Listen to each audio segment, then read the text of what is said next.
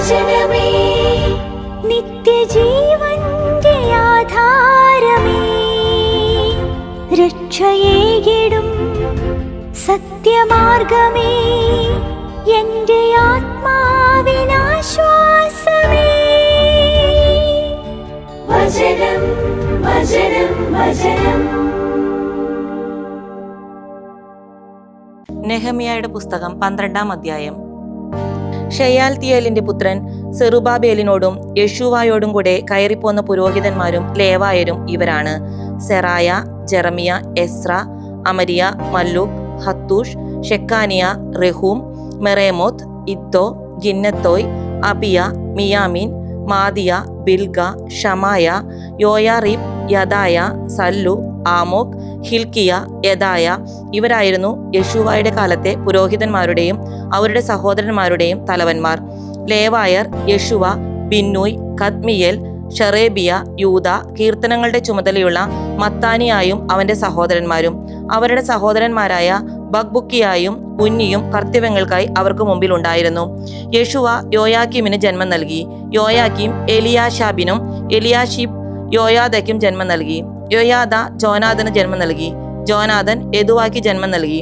യോയാക്കീമിന്റെ കാലത്ത് പിതൃതലവന്മാരായി ഉണ്ടായിരുന്ന പുരോഹിതന്മാർ സെറായാക്കി മെറായ, ജെറമിയാക്കി ഹനനിയ, എസ്രാക്കി മെഷുല്ലാം, അമരിയാക്കി യോഹോഹനാൻ, മല്ലൂക്കിന് ജോനാഥൻ, ഷെബാനിയാക്കി ജോസഫ്, ഹാറിമിന് അബ്ന, മൊറായോദിന് ഹെൽക്കായ്, ഇദ്ദോക്ക് സക്കറിയ, ഗിന്നദോന് മെഷുല്ലാം, അബിയാക്കി സിക്രി, മിനിയാമിൻ, മൊവാദിയ എന്നിവർക്ക് പിൽത്തായ്, ബിൽഗാക്കി ഷമ്മൂവ, ഷമായാക്കി യഹോനാഥൻ, യോയാറിബിന് മത്തനായ്, യാദായാക്കി ഉസി, സല്ലക്കി കല്ലായ്, അമോക്കിന് ഏബർ, ഹിൽക്കിയാക്കി ഹഷാബിയ, യദായാക്കി നെത്തനേൽ, എലിയാശീബ്, യോയാദ എന്നിവരുടെയും യോഹന്നാന്റെയും യദുവായുടെയും കാലത്ത് ലേവായരും പേർഷ്യക്കാരനായ ദാരിയൂസിന്റെ ഭരണകാലത്ത് പുരോഹിതന്മാരും പിതൃതലവന്മാരായി എഴുതപ്പെട്ടിരുന്നു. ഏലിയാശിബിന്റെ പുത്രൻ യോഹന്നാന്റെ കാലം വരെ ദിനവൃത്താന്ത ഗ്രന്ഥത്തിൽ ലേവ്യർ പിതൃതലവന്മാരായി എഴുതപ്പെട്ടിരുന്നു. ഹഷബിയ, ഷറബിയ, കദ്മിയേലിന്റെ പുത്രൻ യെശൂവ എന്നീ ലേവായ തലയന്മാരും അവർക്ക് മുമ്പിൽ അവരുടെ സഹോദരന്മാരും ദൈവപുരുഷനായ ദാവീദിന്റെ നിർദ്ദേശപ്രകാരം യാമമായി സ്തുതിക്കാനും കൃതജ്ഞത അർപ്പിക്കാനുമായി ഉണ്ടായിരുന്നു. മത്താനിയ, ബക്ബുക്കിയ, ഒബാദിയ, മെഷുല്ലാം, തൽമോൻ, അക്കൂബ് എന്നിവരായിരുന്നു സംരക്ഷകരായ വാതിൽ കാവൽക്കാരും വാതിലുകൾക്കരികിലെ കലവറകളുടെ കാവൽ സംഘവും. ഇവർ യോസദാക്കിന്റെ പുത്രൻ യെശൂവായുടെ പുത്രനായ യോയാക്കിമിന്റെയും കാലത്തും അധിപനായ നെഹേമിയായുടെയും ഗുമസ്തനായ പുരോഹിതൻ എസ്രായയുടെ കാലത്തും ഉണ്ടായിരുന്നു. ജെറുസലേം മതിലിന്റെ പ്രതിഷ്ഠയിൽ പ്രതിഷ്ഠാകർമ്മവും ആഘോഷവും കൃതജ്ഞതകളാലും ഗാനത്താലും കൈത്താളം, വീണകൾ, കിന്നരങ്ങൾ എന്നിവയോടുകൂടെ കൊണ്ടാടുന്നതിന് ലേവായരെ അവരുടെ എല്ലാ സ്ഥലങ്ങളിൽ നിന്ന് ജെറുസലേമിലേക്ക് കൊണ്ടുവരാൻ അവർ യത്നിച്ചു. ഗായക ഗണങ്ങളെല്ലാം ഒരുമിച്ച് കൂടിയത് ജെറുസലേമിന് ചുറ്റുമുള്ള ജില്ലയിൽ നിന്നും നെത്താഫാക്കരുടെ ഗ്രാമങ്ങളിൽ നിന്നും ബദ്ഗിൽഗാലിൽ നിന്നും ഗേബ, അസ്മാവേത്ത് വയലുകളിൽ നിന്നുമായിരുന്നു. എന്തെന്നാൽ ഗായകർ തങ്ങൾക്കായി ജെറുസലേമിന് ചുറ്റുമായാണ് ഗ്രാമങ്ങൾ നിർമ്മിച്ചിരുന്നത്. പുരോഹിതന്മാരും ലേവായരും തങ്ങളെ തന്നെ ശുദ്ധീകരിച്ചു. ജനത്തെയും കവാടങ്ങളെയും മതിലിനെയും അവർ ശുദ്ധീകരിച്ചു. അനന്തരം ഞാൻ യൂദാ പ്രഭുക്കന്മാരെ മതിലിനു മുകളിൽ കയറ്റി 2 വലിയ കൃതജ്ഞതാ ഗായക സംഘങ്ങളെയും നിർത്തി. വലത്തോട്ടുള്ള ഘോഷയാത്രകൾ മതിലിനു മുകളിലൂടെ ചവറ്റു കവാടത്തിലേക്കായിരുന്നു. അവരുടെ പിന്നാലെ ഹോഷായായും യൂദാ പ്രഭുക്കളിൽ പകുതിയും നടന്നു. അതായത് അസറിയ, എസ്ര, മെഷുല്ലാം, യൂദ, ബെഞ്ചമിൻ, ഷമായ, ജെറമിയ എന്നിവർ.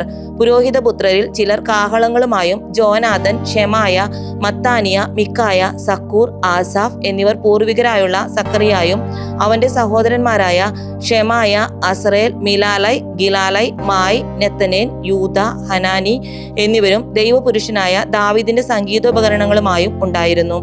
ഗുമസ്തനായ എസ്ര അവരുടെ മുമ്പിലായിരുന്നു. മതിലിന്റെ കയറ്റത്തിൽ ദാവീദിന്റെ മാളിക മുകൾ മുതൽ കിഴക്ക് ജലകവാടം വരെ ഉറവ കവാടത്തോട് ചേർന്നും തങ്ങളുടെ ദിശയിലും ദാവീദിന്റെ നഗരത്തിനടുത്തുള്ള നടകൾ അവർ കയറി. എതിർദിശയിൽ നടക്കുകയായിരുന്ന 2ാം കൃതജ്ഞതാ ഗായക സംഘത്തിനു പിന്നാലെ ഞാനുണ്ടായിരുന്നു. പകുതി ജനം മതിലിനോട് ചേർന്ന് ചൂളഗോപുരത്തിനപ്പുറം വിശാല മതിൽ വരെയും എഫ്രായിം കവാടത്തിനപ്പുറം പ്രാചീന കവാടത്തിനും മത്സ്യ കവാടത്തിനും ഹനനേൻ ഗോപുരത്തിനും ശതഗോപുരത്തിനും അപ്പുറമായി അജ കവാടം വരെയും കടന്ന് തടവറ കവാടത്തിങ്കൽ എത്തി നിന്നു. കൃതജ്ഞതാ ഗായക സംഘങ്ങൾ 2ഉം ദേവാലയത്തിൽ നിന്നു. കൂടാതെ ഞാനും എന്നോടൊപ്പം വരേണ്യരിൽ പകുതിയും കാഹളങ്ങളുടെ പുരോഹിതന്മാരായ എലിയാക്കിം, മാസയ, മിനായാമിൻ, മിക്കായ, എലിയോയേനായ്, സക്കറിയ, ഹനാനിയ എന്നിവരും മാസേയ, ഷമായ, എലയാസർ, ഉസി, യഹോഹനാൻ, മൽക്കിയ, എലാം, എസർ എന്നിവരും ഗായകർ ശ്രുതിമീട്ടി. അവരുടെ ചുമതലക്കാരൻ എസ്രാഹിയ ആയിരുന്നു. അന്ന് അവർ വിപുലമായ ബലികൾ അർപ്പിക്കുകയും ആനന്ദിക്കുകയും ചെയ്തു. എന്തെന്നാൽ ദൈവം അവരെ അത്യാനന്ദഭരിതരാക്കി. കൂടാതെ സ്ത്രീകളും കുട്ടികളും സന്തോഷിച്ചു. ജെറുസലേമിന്റെ ആഹ്ലാദം അകലെ നിന്ന് കേൾക്കാമായിരുന്നു. പുരോഹിതന്മാർക്കും ലേവായർക്കുമായി നിയമപ്രകാരമുള്ള പട്ടണ വയലുകളുടെ വിഹിതങ്ങൾ വഴിപാടുകൾക്കും ആദ്യഫലങ്ങൾക്കും ദശാംശങ്ങൾക്കുമായുള്ള കലവറകളിൽ ശേഖരിക്കാനായി അന്ന് മേലാളന്മാർ നിയുക്തരായി. കാരണം സേവനനിരതരായ പുരോഹിതന്മാരുടെയും ലേവായരുടെയും മേൽ യൂദായുടെ പ്രീതി ഉണ്ടായിരുന്നു. അവരാണ് തങ്ങളുടെ ദൈവത്തിന്റെ ശുശ്രൂഷയും ശുദ്ധീകരണ ശുശ്രൂഷയും അനുഷ്ഠിച്ചിരുന്നത്. ദാവീദിന്റെയും പുത്രൻ സോളമന്റെയും അനുശാസനമനുസരിച്ച് ഗായകന്മാരും വാതിൽ കാവൽക്കാരും അവരോടൊപ്പം ഉണ്ടായിരുന്നു. എന്തെന്നാൽ പണ്ടു മുതലേ ദാവീദിന്റെയും ആസാഫിന്റെയും കാലത്ത് ഗായക തലവന്മാരും ദൈവസ്തുതി ഗീതവും കൃതജ്ഞതാർപ്പണങ്ങളും ഉണ്ടായിരുന്നു. ഇസ്രായേൽക്കാരെല്ലാവരും സെറുബാബേലിന്റെയും നെഹെമിയായുടെയും കാലത്ത് അതാതു ദിവസക്രമത്തിൽ ഗായകന്മാരുടെയും വാതിൽ കാവൽക്കാരുടെയും വിഹിതങ്ങൾ നൽകിയിരുന്നു. ലേവായർക്ക് നിവേദിത വസ്തുക്കൾ നൽകിയിരുന്നു. ലേവായരാകട്ടെ അഹറോന്യർക്ക് നിവേദിത വസ്തുക്കൾ നൽകിയിരുന്നു. നെഹെമിയായുടെ പുസ്തകം 13-ാം അധ്യായം. ആ ദിവസം ജനം കേൾക്കെ മോശയുടെ നിയമഗ്രന്ഥത്തിൽ നിന്ന് വായിക്കപ്പെട്ടപ്പോൾ അമ്മോൻകാരനും മൊവാബുകാരനും ദൈവത്തിന്റെ സഭയിൽ ഒരിക്കലും പ്രവേശിക്കരുത് എന്ന് അതിൽ എഴുതപ്പെട്ടിരിക്കുന്നത് കണ്ടെത്തി. കാരണം അവർ ഇസ്രായേലരെ അപ്പവും വെള്ളവും കൊണ്ട് സ്വാഗതം ചെയ്യുകയല്ല ചെയ്തത്. പ്രത്യുത അവരെ ശപിക്കാൻ ബാലാമിനെ അവർക്കെതിരായി കൂലിക്കെടുക്കുകയായിരുന്നു. എന്നാൽ ഞങ്ങളുടെ ദൈവം ആ ശാപം അനുഗ്രഹമായി മാറ്റി. നിയമം വായിച്ചു കേട്ടപ്പോൾ അവർ സങ്കരജാതിയെയെല്ലാം ഇസ്രായേൽ നിന്ന് അകറ്റി. എന്നാൽ ഇതിനു മുമ്പ് ഞങ്ങളുടെ ദൈവത്തിന്റെ ആലയമുറിയിൽ ചുമതലയുണ്ടായിരുന്നത് പുരോഹിതനായ എലിയാഷിബിനായിരുന്നു. തോബിയായുടെ ബന്ധുവായ അവൻ അയാൾക്ക് വേണ്ടി ഒരു വലിയ മുറി സജ്ജമാക്കിയിരുന്നു. അതിലാണ് മുമ്പ് ധാന്യബലിവസ്തു, കുന്തിരിക്കം, പാത്രങ്ങൾ എന്നിവയും ലേവായർ, ഗായകർ, വാതിൽ കാവൽക്കാർ എന്നിവർക്ക് കിട്ടേണ്ട ധാന്യം, വീഞ്ഞ്, എണ്ണ എന്നിവയുടെ ദശാംശവും പുരോഹിതന്മാർക്കുള്ള സംഭാവനകളും വെച്ചിരുന്നത്. അപ്പോഴൊന്നും ഞാൻ ജെറുസലേമിൽ ഉണ്ടായിരുന്നില്ല. കാരണം ബാബിലോൺ രാജാവായ അർത്താക്സസിന്റെ 32-ാം വർഷത്തിൽ ഞാൻ രാജാവിന്റെ പക്കൽ പോയിരിക്കുകയായിരുന്നു. കുറച്ചു നാളുകൾ കഴിഞ്ഞ് ഞാൻ രാജാവിൽ നിന്ന് വിട വാങ്ങി. ഞാൻ ജെറുസലേമിൽ തിരിച്ചെത്തിയപ്പോൾ ദേവാലയാങ്കണത്തിൽ തോബിയാക്കി ഒരു മുറി സജ്ജമാക്കിക്കൊണ്ട് അയാൾക്ക് വേണ്ടി എലിയാഷിബ് ചെയ്തിരിക്കുന്ന ഹീനകൃത്യത്തെപ്പറ്റി ഞാൻ ഗ്രഹിക്കാനിടയായി. അത് എനിക്ക് അത്യന്തം അതൃപ്തി ഉളവാക്കി. ഞാൻ തോബിയായുടെ ഗൃഹോപകരണങ്ങൾ മുറിയിൽ നിന്ന് പുറത്തെറിഞ്ഞു. ഞാൻ ആജ്ഞാപിച്ചതനുസരിച്ച് അവർ മുറി ശുദ്ധീകരിച്ചു. ദേവാലയ പാത്രങ്ങളും ധാന്യബലി വസ്തുവും കുന്തിരിക്കവും ഞാൻ അവിടെ തിരിച്ചെത്തിച്ചു. ലേവായരുടെ ഓഹരി നൽകപ്പെട്ടിട്ടില്ലെന്നും ശുശ്രൂഷ ചെയ്തിരുന്ന എല്ലാ ലേവായരും ഗായകന്മാരും അവനവന്റെ വയലിലേക്ക് പിൻവാങ്ങിയെന്നും ഞാൻ അറിഞ്ഞു. വരേണ്യരെ ശാസിച്ചുകൊണ്ട് ദേവാലയം പരിത്യജിക്കപ്പെട്ടത് എന്തിനെ എന്ന് ഞാൻ ചോദിച്ചു. പിന്നെ ഞാൻ അവരെ ഒരുമിച്ച് കൂട്ടി അവരുടെ സ്ഥാനത്ത് തന്നെ പുനഃസ്ഥാപിച്ചു. എല്ലാ യഹൂദരും ധാന്യം, വീഞ്ഞ്, എണ്ണ എന്നിവയുടെ ദശാംശം കലവറകളിൽ കൊണ്ടുവന്നു. പുരോഹിതനായ ശെലെമിയായെയും എഴുത്തുകാരനായ സാദോക്കിനെയും ലേവായരിൽ നിന്ന് പെദായായെയും അവരുടെ കൈത്താങ്ങിന് മത്താനിയായുടെ മകനായ സക്കൂറിന്റെ മകൻ ഹാനാനെയും ഞാൻ കലവറ സൂക്ഷിപ്പുകാരാക്കി. എന്തെന്നാൽ അവർ വിശ്വസ്തരായി പരിഗണിക്കപ്പെട്ടിരുന്നു. തങ്ങളുടെ സഹോദരന്മാർക്ക് ഓഹരി നൽകുകയായിരുന്നു അവരുടെ ചുമതല. എന്റെ ദൈവമേ, ഇതിനെ പ്രതി എന്നെ സ്മരിക്കണമേ. എന്റെ ദൈവത്തിന്റെ ആലയത്തിലും അതിന്റെ നടത്തിപ്പിലും ഞാൻ ചെയ്തിട്ടുള്ള എന്റെ ഉദാരകൃത്യങ്ങൾ അങ്ങ് തുടച്ചു മാറ്റരുതേ. അക്കാലത്ത് സാപത്തിൽ മുന്തിരിച്ചക്ക് ആട്ടുന്നവരെയും ധാന്യക്കറ്റകൾ കൊണ്ടുവരുന്നവരെയും കഴുതപ്പുറത്ത് വീഞ്ഞ്, മുന്തിരിക്കുലകൾ, അത്തിപ്പഴങ്ങൾ എന്നിവ തുടങ്ങി എല്ലാ ചുമടും കയറ്റുന്നവരെയും സാപത്തു ദിനം തന്നെ ജെറുസലേമിലേക്ക് കൊണ്ടുവരുന്നവരെയും യൂദായിൽ ഞാൻ കണ്ടു. ഭക്ഷ്യവസ്തുക്കൾ വിൽക്കുന്ന ദിവസത്തെ സംബന്ധിച്ച് ഞാൻ അവരെ താക്കീത് ചെയ്തു. അതിൽ വസിച്ചിരുന്ന ടയറുകാർ മത്സ്യവും എല്ലാ വിൽപ്പന ചരക്കും കൊണ്ടുവരികയും യഹൂദ്യർക്കും ജെറുസലേമിലും സാപത്തിൽ വിൽക്കുകയും ചെയ്തിരുന്നു. യൂദ ഇടപ്രഭുക്കന്മാരെ ഞാൻ ശാസിച്ചു. അവരോട് ഞാൻ ചോദിച്ചു, സാപത്ത് ദിനത്തെ ദുഷിപ്പിച്ചുകൊണ്ട് നിങ്ങൾ ചെയ്യുന്ന ഈ ഹീനമായ കാര്യമെന്ത്? നിങ്ങളുടെ പിതാക്കന്മാർ ഇങ്ങനെ ചെയ്തത് കൊണ്ടല്ലേ നമ്മുടെ ദൈവം നമുക്കുമേലും നമ്മുടെ നഗരത്തിനുമേലും ഈ ദുരിതമെല്ലാം വരുത്തിയത്. എന്നിട്ടും സാപത്ത് ദുഷിപ്പിച്ചുകൊണ്ട് നിങ്ങൾ ഇസ്രായേലിന്റെ മേൽ ക്രോധം വർദ്ധിപ്പിക്കുന്നു. സാപത്തിനു മുമ്പ് ജെറുസലേം കവാടങ്ങളിൽ ഇരുൾ പരക്കുന്ന മുറയ്ക്ക് വാതിലുകൾ അടയ്ക്കപ്പെടണമെന്ന് ഞാൻ ഉത്തരവായി. സാപത്ത് കഴിയുന്നതുവരെ അവർ അവ തുറക്കരുതെന്നും ഞാൻ ഉത്തരവിട്ടു. സാപത്ത് ദിവസം ചുമട് കൊണ്ടുവരാതിരിക്കാൻ കവാടങ്ങളോട് ചേർന്ന് എന്റെ ഭൃത്യരിൽ ചിലരെ ഞാൻ നിർത്തി. വണിക്കുകളും പലവ്യഞ്ജന വ്യാപാരികളും ജെറുസലേമിന് വെളിയിൽ 1-2 തവണ രാപ്പാർത്തു. അപ്പോൾ അവരെ താക്കീത് ചെയ്തുകൊണ്ട് ഞാൻ അവരോട് പറഞ്ഞു, നിങ്ങൾ എന്താണ് മതിലിനു മുമ്പിൽ രാപ്പാർക്കുന്നത്? ഇത് തുടർന്നാൽ നിങ്ങൾക്കെതിരെ എനിക്ക് ബലം പ്രയോഗിക്കേണ്ടി വരും. ആ സമയം തൊട്ട് അവർ സാപത്തിൽ വന്നിട്ടില്ല. സാപത്ത് ദിവസം വിശുദ്ധമായി ആചരിക്കേണ്ടതിന് സ്വയം ശുദ്ധീകരിച്ചു വന്ന് കവാടങ്ങൾ കാക്കണമെന്ന് ലേവായരോട് ഞാൻ ഉത്തരവിട്ടു.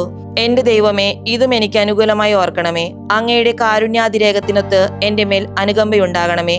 അഷ്ദോദുകാരികളും അമ്മോൻകാരികളും മോവാബുകാരികളുമായ സ്ത്രീകളെ വിവാഹം ചെയ്ത യഹൂദരെ അക്കാലത്ത് ഞാൻ കാണാനിടയായി. അവരുടെ മക്കളിൽ പകുതിയും അഷ്ദോദ് ഭാഷയാണ് സംസാരിച്ചിരുന്നത്. അവരാരും തന്നെ അതാത് ജനത്തിന്റെ ഭാഷയല്ലാതെ യഹൂദ ഭാഷ സംസാരിക്കാൻ പരിശീലിച്ചിരുന്നില്ല. ഞാൻ അവരെ ശാസിച്ചു, അവരെ ശപിച്ചു, അവരിൽ ചില പുരുഷന്മാരെ തല്ലി, അവരുടെ മുടി പറിച്ചു. നിങ്ങളുടെ പുത്രിമാരെ അവരുടെ പുത്രന്മാർക്ക് നൽകുകയോ അവരുടെ പുത്രിമാരിൽ നിന്ന് നിങ്ങളുടെ പുത്രന്മാർക്കായോ നിങ്ങൾക്കായോ സ്വീകരിക്കുകയോ ചെയ്യരുത് എന്ന് പറഞ്ഞുകൊണ്ട് ഞാൻ അവരെ ദൈവനാമത്തിൽ ശപഥം ചെയ്യിച്ചു. ഇക്കാരണങ്ങളാലല്ലേ ഇസ്രായേൽ രാജാവായ സോളമൻ പാപം ചെയ്തത്. അനേകം ജനതകൾക്കിടയിൽ അവനെ പോലൊരു രാജാവ് ഉണ്ടായിരുന്നില്ല. തന്റെ ദൈവത്തിന് അവൻ സ്നേഹിക്കപ്പെട്ടവനായിരുന്നു. ദൈവം അവനെ ഇസ്രായേൽ മുഴുവനും മേൽ രാജാവായി നിയമിച്ചു. എന്നാൽ വിജാതീയ സ്ത്രീകൾ അവനെ പോലും പാപം ചെയ്യിച്ചു. ഈ വലിയ തിന്മയെല്ലാം ചെയ്യാനും വിജാതീയ സ്ത്രീകളെ വിവാഹം ചെയ്ത് നമ്മുടെ ദൈവത്തോട് അവിശ്വസ്തത കാണിക്കാനും നിങ്ങളെ ഞങ്ങൾ അനുകൂലിക്കണമോ? പ്രധാന പുരോഹിതൻ എലിയാഷിബിന്റെ പുത്രൻ യഹോയാദയുടെ മക്കളിൽ ഒരുവൻ ഹൊറോൻകാരനായ സൻബല്ലാത്തിന് ജാമാതാവായിരുന്നു. അവനെ ഞാൻ എന്റെ അടുത്ത് നിന്ന് ആട്ടിപ്പായിച്ചു. എന്റെ ദൈവമേ, പൗരോഹിത്യത്തിന്റെയും പുരോഹിത ലേവായ ഉടമ്പടിയുടെയും അവഹേളനത്തെ പ്രതി അവരെ അങ്ങ് ഓർക്കണമേ. അങ്ങനെ വിജാതീയമായ എല്ലാറ്റിൽ നിന്ന് ഞാൻ അവരെ ശുദ്ധീകരിച്ചു. പുരോഹിതന്മാർക്കും ലേവായർക്കും ഓരോരുത്തരും അവനവന്റെ ജോലി സംബന്ധിച്ചുള്ള ചുമതലകൾ ഞാൻ വ്യവസ്ഥ ചെയ്തു. നിശ്ചിത സമയങ്ങളിലെ വിറക് നൈവേദ്യത്തിനും ആദ്യഫല സമർപ്പണത്തിനുമായിരുന്നു ഇത്. എന്റെ ദൈവമേ, എന്നെ അങ്ങ് നന്മയ്ക്കായി ഓർക്കണമേ. ജെറമിയ പ്രവാചകന്റെ പുസ്തകം 12-ാം അധ്യായം. കർത്താവേ, ഞാൻ അങ്ങയോട് തർക്കിച്ചാലും അവിടുന്നാണ് നീതിമാൻ. എങ്കിലും ഞാൻ അങ്ങയോട് ന്യായം ഉന്നയിക്കും. എന്തുകൊണ്ടാണ് ദുഷ്ടന്റെ വഴി അഭിവൃദ്ധി പ്രാപിക്കുന്നത്, കൊടും ചതിയന്മാരെല്ലാം സ്വസ്ഥമായിരിക്കുന്നത്? അങ്ങ് അവരെ നട്ടു, അവർ വേരുപിടിക്കുകയും ചെയ്തു. അവർ പന്തലിച്ച് ഫലം പുറപ്പെടുവിക്കുക പോലും ചെയ്യുന്നു. അവരുടെ അധരങ്ങളിൽ അങ്ങ് സമീപസ്ഥനാണെങ്കിലും അവരുടെ ഉള്ളിൽ നിന്ന് അങ്ങ് അകലെയാണ്. കർത്താവെ, അങ്ങ് എന്നെ അറിഞ്ഞു. അങ്ങ് എന്നെ കാണുകയും പരിശോധിക്കുകയും ചെയ്യുന്നു. എന്റെ ഹൃദയം അങ്ങയോടൊപ്പമാണ്. കൊല്ലാനുള്ള ആടുകളെ പോലെ അവരെ വലിച്ചിഴച്ച് കശാപ്പ് ദിനത്തിനു വേണ്ടി അവരെ മാറ്റി നിർത്തണമേ. എത്ര നാൾ ദേശം വിലപിക്കണം? വയലിലെ ചെടികളെല്ലാം വാടണം. അതിലെ നിവാസികളുടെ ദുഷ്ടത നിമിത്തം പക്ഷിമൃഗാദികൾ നശിച്ചു പോകുന്നു. എന്തെന്നാൽ അവർ പറയുന്നു, ഞങ്ങളുടെ ഭാവി അവിടുന്ന് പരിഗണിക്കുന്നില്ല. കാലാളുകളോടൊപ്പം നീ ഓടി, അവർ നിന്നെ ക്ഷീണിപ്പിച്ചെങ്കിൽ കുതിരകളോട് നീ എങ്ങനെ മത്സരിക്കും? നിരന്ന പ്രദേശത്തെ നിനക്ക് ആത്മവിശ്വാസമുള്ളെങ്കിൽ ജോർദാൻ വനങ്ങളിൽ നീ എന്തു ചെയ്യും? എന്തെന്നാൽ നിന്റെ സഹോദരന്മാരും പിതൃഭവനവും അവർ പോലും നിന്നോട് വഞ്ചന കാട്ടിയിരിക്കുന്നു. അവർ തന്നെ നിന്നെ പിറകെ നടന്ന് ശക്തമായി വിളിക്കുന്നു. അവർ നിന്നോട് നല്ല കാര്യങ്ങൾ പറഞ്ഞാലും അവരെ വിശ്വസിക്കരുത്. ഞാൻ എന്റെ ഭവനം ഉപേക്ഷിച്ചിരിക്കുന്നു, എന്റെ അവകാശം കൈവെടിഞ്ഞിരിക്കുന്നു. എന്റെ പ്രാണപ്രിയയെ ഞാൻ അവളുടെ ശത്രുകരത്തിൽ ഏൽപ്പിച്ചു കൊടുത്തിരിക്കുന്നു. വനത്തിലെ സിംഹത്തെ പോലെ ആയി തീർന്നിരിക്കുന്നു എനിക്ക് എന്റെ അവകാശം. എനിക്കെതിരെ അത് ശബ്ദമുയർത്തിയിരിക്കുന്നു. അതിനാൽ ഞാൻ അതിനെ വെറുത്തിരിക്കുന്നു. ഒരു പുള്ളി പ്രാപ്പിടിയനാണോ എനിക്കായുള്ള എന്റെ അവകാശം? അതിനു ചുറ്റും പ്രാപ്പിടിയ ഗണമോ? നിങ്ങൾ ചെന്ന് വയലിലെ മൃഗങ്ങളെയെല്ലാം ഒരുമിച്ച് കൂട്ടുവിൻ, ഭക്ഷണത്തിനു വരുവിൻ. അനേകം ഇടയന്മാർ എന്റെ മുന്തിരിത്തോട്ടം നശിപ്പിച്ചിരിക്കുന്നു. എന്റെ ഭാഗധേയം അവർ ചവിട്ടി മെതിച്ചു. എന്റെ ആനന്ദത്തിന്റെ ഭാഗധേയം അവർ നാശത്തിന്റെ മരുഭൂമിയാക്കിയിരിക്കുന്നു. അവർ അവളെ നശിപ്പിച്ചിരിക്കുന്നു. തകർന്നവളായി അവൾ എന്നോട് വിലപിക്കുന്നു. ദേശം മുഴുവൻ ശൂന്യമാക്കപ്പെട്ടിരിക്കുന്നു. മനസ്സിലാക്കുന്ന ഒരു മനുഷ്യനുമില്ല. മരുഭൂമിയിലെ മൊട്ടക്കുന്നുകളിലെല്ലാം വിനാശകർ വന്നിരിക്കുന്നു. കാരണം ദേശത്തിന്റെ ഒരറ്റം മുതൽ മറ്റേ അറ്റം വരെ കർത്താവിന്റെ വാൾ അവരെ വിഴുങ്ങുന്നു. ഒരു ജീവിക്കും സമാധാനമില്ല. അവർ ഗോതമ്പ് വിതച്ചു, എന്നാൽ മുള്ളുകൾ കൊയ്തു. അവർ ക്ഷീണിതരായിരിക്കുന്നു, എന്നാൽ അവർക്ക് ഗുണമുണ്ടാകില്ല. കർത്താവിന്റെ ഉഗ്രകോപം നിമിത്തം നിങ്ങളുടെ വിളവിനെ കുറിച്ച് ലജ്ജിക്കുവിൻ. എന്റെ ജനമായ ഇസ്രായേലിന് ഞാൻ സ്വന്തമാക്കി കൊടുത്ത അവകാശത്തിന്മേൽ കൈവയ്ക്കുന്ന ദുഷ്ടന്മാരായ എല്ലാ അയൽക്കാരെയും കുറിച്ച് കർത്താവ് ഇങ്ങനെ അരുളി ചെയ്യുന്നു. ഇതാ ഞാൻ അവരെ തങ്ങളുടെ ദേശത്തു നിന്ന് പിഴുതെറിയും. എന്നിട്ട് അവരുടെ ഇടയിൽ നിന്ന് യൂദാ ഭവനത്തെ ഞാൻ പിഴുതെടുക്കും. എന്നാൽ അവരെ പിഴുതെടുത്തതിനു ശേഷം ഞാൻ തിരിഞ്ഞ് അവരോട് കരുണ കാണിക്കും. ഓരോ ആളെയും തൻ്റെ അവകാശത്തിലേക്കും തൻ്റെ ദേശത്തേക്കും ഞാൻ തിരികെ കൊണ്ടുവരും.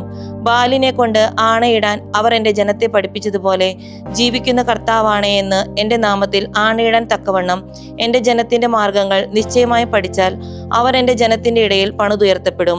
എന്നാൽ ആ ജനത എന്നെ അനുസരിക്കുന്നില്ലെങ്കിൽ അതിനെ ഞാൻ വേരോടെ പിഴുതെറിഞ്ഞ് നശിപ്പിക്കും. കർത്താവിൻ്റെ അരുളപ്പാട്. അപ്പസ്തോലന്മാരുടെ പ്രവർത്തനങ്ങൾ 18-ാം അധ്യായം 12 മുതൽ 28 വരെയുള്ള തിരുവചനങ്ങൾ. അക്കായിയായിൽ ഗാലിയോ ഉപസ്ഥാനപതി ആയിരിക്കുമ്പോൾ യഹൂദർ പൗലോസിനെതിരെ സംഘടിതമായ ഒരാക്രമണം നടത്തി. അവർ അവനെ ന്യായാസനത്തിന് മുമ്പിൽ കൊണ്ടുവന്ന് പറഞ്ഞു, നിയമത്തിനു വിരുദ്ധമായി ദൈവത്തെ ആരാധിക്കാൻ ഇവൻ മനുഷ്യരെ പ്രേരിപ്പിക്കുന്നു. പൗലോസ് വായ തുറക്കാൻ തുടങ്ങിയപ്പോഴേക്കും ഗാലിയോ യഹൂദരോട് പറഞ്ഞു, യഹൂദരെ, വല്ല അതിക്രമമോ ദുർവൃത്തിയോ ആയിരുന്നെങ്കിൽ ന്യായമായി ഞാൻ നിങ്ങളുടെ പരാതി കേൾക്കുമായിരുന്നു. എന്നാൽ പ്രശ്നം വചനത്തെക്കുറിച്ചും പേരുകളെക്കുറിച്ചും നിങ്ങളുടെ നിയമത്തെക്കുറിച്ചുമാണ്. നിങ്ങൾ തന്നെ കൈകാര്യം ചെയ്തു കൊള്ളുക.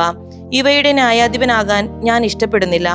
അവൻ അവരെ ന്യായാസനത്തിനു മുമ്പിൽ നിന്ന് പുറത്താക്കി. അവരെല്ലാവരും ചേർന്ന് സിനഗോഗ് അധികാരിയായ സോസ്തെനേസിനെ പിടിച്ച് കോടതിയുടെ മുമ്പിൽ വെച്ച് തന്നെ അടിച്ചു. എന്നാൽ ഇവയൊന്നും ഗാലിയോ ഗവനിച്ചതേയില്ല. പൗലോസ് കുറെ നാൾ കൂടി അവിടെ താമസിച്ചിട്ട് സഹോദരരോട് യാത്ര പറഞ്ഞ് സിറിയയിലേക്ക് കപ്പൽ കയറി. പ്രിഷില്ലയും അക്വിലയും അവന്റെ കൂടെ പോയി. അവന് നേർച്ചയുണ്ടായിരുന്നതിനാൽ കെക്രോയിൽ വെച്ച് തലമുണ്ടനം ചെയ്തു. അവർ എഫോസോസിൽ എത്തിച്ചേർന്നു. അവൻ മറ്റുള്ളവരെ അവിടെ വിട്ടിട്ട് സിനഗോഗിൽ പ്രവേശിച്ച് യഹൂദരുമായി സംവാദത്തിലേർപ്പെട്ടു. കുറെ കാലം കൂടി തങ്ങളോടൊത്ത് താമസിക്കാൻ അവർ ആവശ്യപ്പെട്ടെങ്കിലും അവൻ സമ്മതിച്ചില്ല. ദൈവം അനുവദിച്ചാൽ ഞാൻ നിങ്ങളുടെ അടുത്തേക്ക് തിരിച്ചു വരുമെന്ന് പറഞ്ഞ് അവൻ വിടവാങ്ങുകയും എഫോസോസിൽ നിന്ന് കപ്പൽ കയറുകയും ചെയ്തു. കേസറിയായിൽ കരക്കിറങ്ങി കയറി ചെന്ന് സഭയെ അഭിവാദനം ചെയ്തിട്ട് അവൻ അന്ത്യോക്യയിലേക്ക് പോയി. കുറെ കാലം അവിടെ ചെലവഴിച്ച ശേഷം അവൻ യാത്ര പുറപ്പെട്ട് ക്രമമായി ഗലാത്യ ദേശത്തിലൂടെയും ഫ്രീജിയയിലൂടെയും സഞ്ചരിച്ച് എല്ലാ ശിഷ്യരെയും ശക്തിപ്പെടുത്തിക്കൊണ്ടിരുന്നു. ജന്മം കൊണ്ട് അലക്സാണ്ട്രിയക്കാരനായ അപ്പോളോസ് എന്നു പേരുള്ള ഒരു യഹൂദൻ എഫോസോസിൽ വന്നു. അവൻ വാഗ്മിയും വിശുദ്ധ ലിഖിതങ്ങളിൽ അവഗാഹമുള്ളവനുമായിരുന്നു. ഇവൻ കർത്താവിന്റെ മാർഗത്തെക്കുറിച്ച് പ്രബോധിതനായിരുന്നു.